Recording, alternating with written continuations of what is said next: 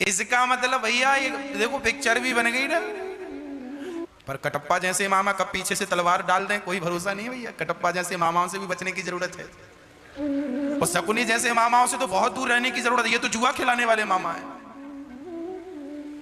तो भैया कुसंग से बचिएगा कि निवेदन ये है, मामा अच्छे भी होते हैं। मामा तो माँ मतलब डबल माँ का प्यार जहां मिलता है, माँ का डबल प्यार जहां मिले वो मामा है, मामा।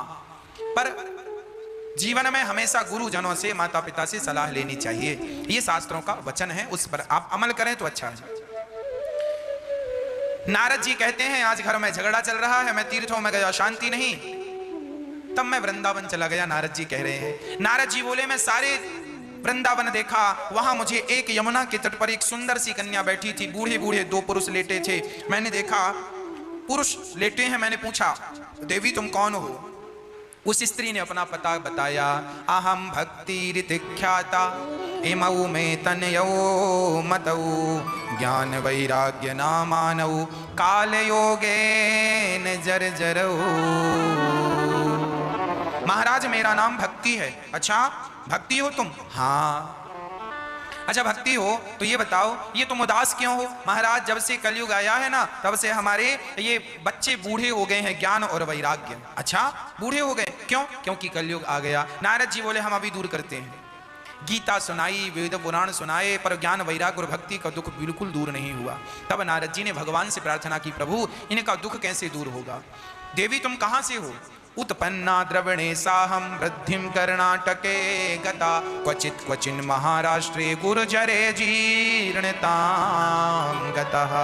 मैं द्रविण देश में उत्पन्न हुई, कर्नाटक में पली बढ़ी, और महाराष्ट्र में मुझे कहीं कहीं सम्मान मिला, गुजरात में तो मैं बुढ़ी हो गई। भक्ति महारानी हृदय में उत्पन्न होती है, कानों से कथा सुनने से भक्ति बड़ी होती है, और भजन के बिना समय व्यतीत हो जाए तो भक्ति महारानी बूढ़ी हो जाती है ना। और भजन मिलता रहे तो भक्ति भगवान, जैसे दिया में तेल डालने से दिया सदा जलता रहेगा, उसी प्रकार कीर्तन भजन भगवान से जुड़े रहने से आपके हृदय की भक्ति सदा जवान रहेगी, और नहीं तो भक्ति बुढ़ी होकर के सो जाएगी। लोगों के अंदर भक्ति है पर बूढ़ी भई पड़ी है। लोग ना कथा सुनते हैं ना कीर्तन करते हैं, जो सुनते हैं उनकी भक्ति जवान है, वो बड़े आनंद से अपना जीवन यापन कर रहे हैं। नारद जी बोले ठीक है मैं तुम्हारे दुख का कोई उपाय ढूंढ कर लाता हूं। नारद जी सारे तीर्थों में गए, जब बद्रीनाथ पहुंचे तो वहां 4 संत मिल गए, और चारों संतों ने कहा कथम ब्रह्मन् दीन मुखः कुतश्चिंतातुरो भवान त्वरितं गम्यते कुत्र कुतश्चागमनम् तव। बताइए आपके आने का उद्देश्य क्या है? नारद जी ने कहा सनकादियों से महाराज भक्ति ज्ञान वैराग्य मूर्छित हैं, बताओ उनका दुख कैसे दूर होगा? सनकादियों ने कहा ये सनकादि ब्रह्मा जी के पुत्र हैं, कहा कि आप उन्हें भागवत की कथा सुनाओ। अच्छा भागवत कथा सुनाएंगे तो दुख दूर कम होगा, दुख दूर होगा? हाँ। नारद जी ने कहा मैंने गीता सुनाई, मैंने वेद और पुराण सुना दिए, तो क्या भागवत सुनाना जरूरी है? संतों ने कहा वेद पुराण और गीता ये सब इन्हीं का सार भागवत जी में है। सर्व वेदेतिहासानां सारम सारम समुद्धृतम, सबका सार भागवत में है। जैसे दूध में घी तो है, पर घी को आप निकाल कर और उसे खाएं तो दूध से ज्यादा शक्तिशाली घी है। दूध से पूड़ी नहीं बनती पर घी से पूड़ी बन जाती है, जबकि दूध से ही घी निकलता है। उसी तरह जैसे दूध से निकला घी दूध से ज्यादा शक्तिशाली है, उसी प्रकार ग्रंथों से वेद पुराणों से निकली भागवत उन सबसे ज्यादा शक्तिशाली है। भागवत श्रवण करने वाले का निश्चित उद्धार होता है, निश्चित कल्याण होता है। कोई कितना भी बड़ा पापी भागवत सुने उसका निश्चित कल्याण होगा। ये मानवः पापकृतस्तु सर्वदा सदा दुराचाररता विमार्गिगाः क्रोधाग्निदग्धः कुटिलाश्च कामिनः सप्ताह यज्ञेन कलौ पुनन्ति ते। कितना भी बड़ा पापी हो भागवत से मुक्ति होगी। तब कहा ठीक है, तो हरिद्वार में सनकादियों की 4 आसन लगाई गई और कथा स्टार्ट हुई। सदा सेव्या श्रीमद्भागवते कथा यस्याः श्रवण मात्रेण हरिश्चित्तं समाश्रये। भागवत कितनी बार सुननी चाहिए? बार बार सुननी चाहिए। जीवन में भागवत 1 बार नहीं 2 बार नहीं, बार बार सुनते रहो। जितनी बार सुनेंगे उतनी बार आपका कुछ नयापन लगेगा, उतनी बार आप सुन के अपने हृदय को पावन करेंगे, पवित्र करेंगे। नारद जी की बात, सनकादियों की कथा सुनकर भक्ति महारानी प्रकट हो गई। महाराज मेरा सारा दुख दूर हो गया भागवत सुन करके। नारद जी दंग रह गए, भागवत से दूर हो गया।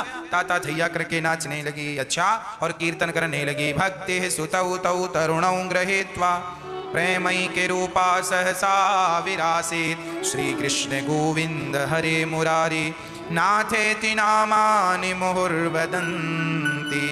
श्री कृष्ण गोविंद हरे मुरारी के ज्ञानी गौकर्ण जी महाराज बन गए। भक्तों,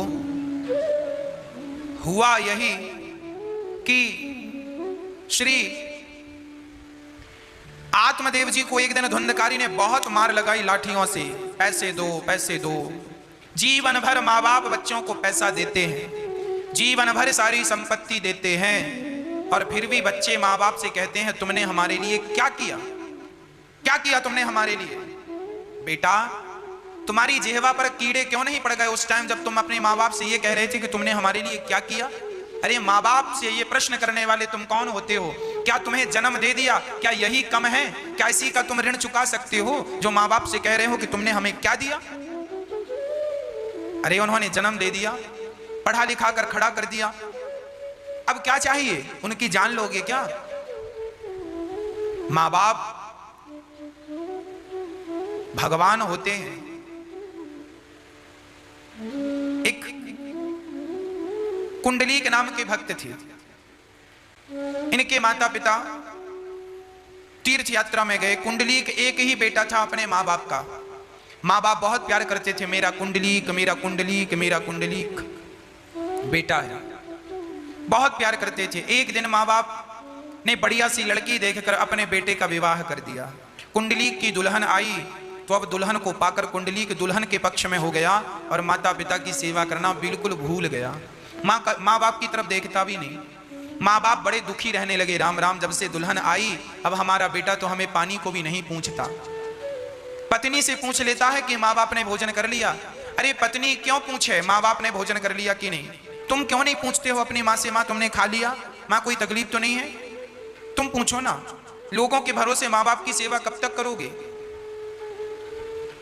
इसलिए आपसे मेरी प्रार्थना है, आप अपनी माँ का ख्याल स्वयं रखा करो।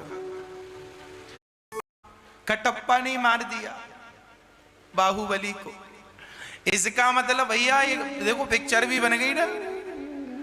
पर कटप्पा जैसे मामा कब पीछे से तलवार डाल दें कोई भरोसा नहीं है भैया। कटप्पा जैसे मामाओं से भी बचने की जरूरत है, और शकुनी जैसे मामाओं से तो बहुत दूर रहने की जरूरत है। ये तो जुआ खिलाने वाले मामा है। तो भैया कुसंग से बचिएगा कि निवेदन ये है, मामा अच्छे भी होते हैं। मामा तो मामा मतलब डबल माँ, माँ का प्यार जहां मिलता है, माँ का डबल प्यार जहां मिले वो मामा है, मामा। पर जीवन में हमेशा गुरुजनों से, माता पिता से सलाह लेनी चाहिए। ये शास्त्रों का वचन है, उस पर आप अमल करें तो अच्छा है। नारद जी कहते हैं आज घर में झगड़ा चल रहा है, मैं तीर्थों में गया शांति नहीं, तब मैं वृंदावन चला गया। नारद जी कह रहे हैं। नारद जी बोले मैं सारे वृंदावन देखा, वहां मुझे एक यमुना के तट पर एक सुंदर सी कन्या बैठी थी, बूढ़े बूढ़े दो पुरुष लेटे थे। मैंने देखा पुरुष लेटे हैं, मैंने पूछा देवी तुम कौन हो? उस स्त्री ने अपना पता बताया। अहम भक्ति ऋतिख्याता इमऊ में तनयो मतौ ज्ञान वैराग्य नामानौ काल योगे जर जरौ। महाराज मेरा नाम भक्ति है। अच्छा भक्ति हो तुम? हाँ। अच्छा भक्ति हो तो ये बताओ ये तुम उदास क्यों हो? महाराज जब से कलयुग आया है ना तब से हमारे ये बच्चे बूढ़े हो गए हैं, ज्ञान और वैराग्य। अच्छा बूढ़े हो गए क्यों? क्योंकि कलयुग आ गया। नारद जी बोले हम अभी दूर करते हैं। गीता सुनाई, वेद पुराण सुनाए, पर ज्ञान वैराग्य और भक्ति का दुख बिल्कुल दूर नहीं हुआ। तब नारद जी ने भगवान से प्रार्थना की, प्रभु इनका दुख कैसे दूर होगा? देवी तुम कहां से हो?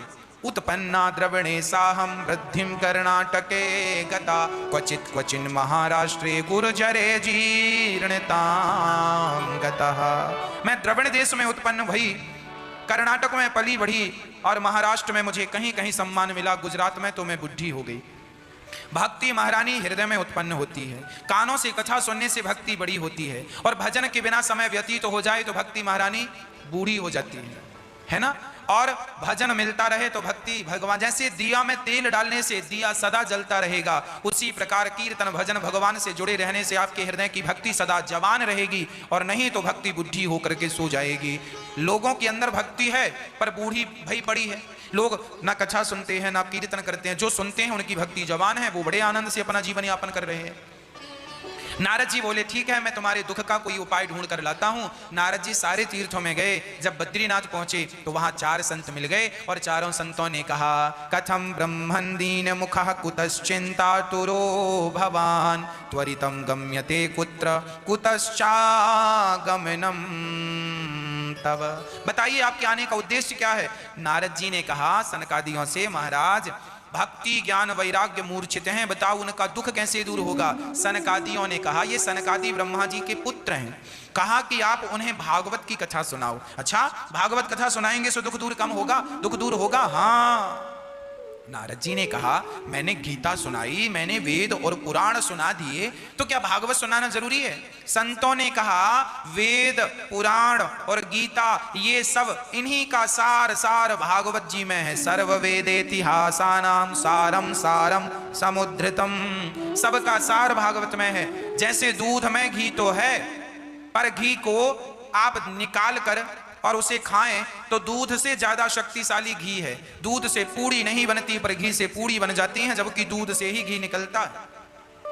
उसी तरह जैसे दूध से निकला घी दूध से ज्यादा शक्तिशाली है, उसी प्रकार ग्रंथों से वेद पुराणों से निकली भागवत उन सबसे ज्यादा शक्तिशाली हैं। भागवत श्रवण करने वाले का निश्चित उद्धार होता है, निश्चित कल्याण होता है। कोई कितना भी बड़ा पापी भागवत सुने उसका निश्चित कल्याण होगा। ये मानवः पाप कृतस्तु सर्वदा सदा दुराचाररता विमार्गिगाः क्रोधाग्निदग्धः कुटिलाश्च कामिनः सप्ताह यज्ञेन कलौ पुनन्ति ते।